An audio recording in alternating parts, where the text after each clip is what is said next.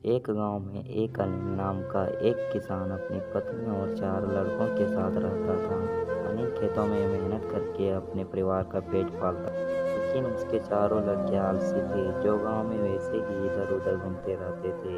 एक दिन अनिल ने अपनी पत्नी से कहा कि अभी तो मैं खेतों में काम कर रहा हूँ, लेकिन मेरे बाद इन लड़कों का क्या होगा? इन्होंने तो कभी मेहनत भी नहीं करी, ये तो कभी खेत में भी नहीं गए।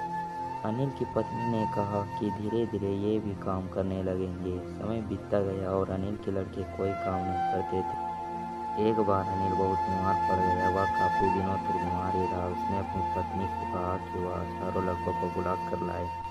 उसकी पत्नी चारों लड़कों को बुलाकर लाई। अनिल ने कहने लगता है कि जब मैं ज़्यादा दिनों तक जिंदा नहीं रहा।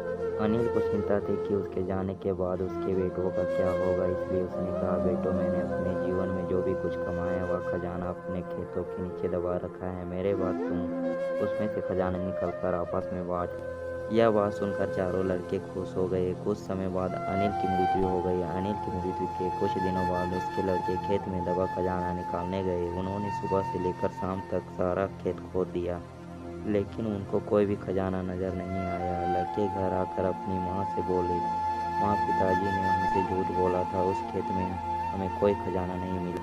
उसकी माँ ने बताया कि तुम्हारे पिताजी ने जीवन में यही घर और खेत ही कमाया है, लेकिन अब तुमने खेत खोद ही दिया है तो उसमें बीज बो दो।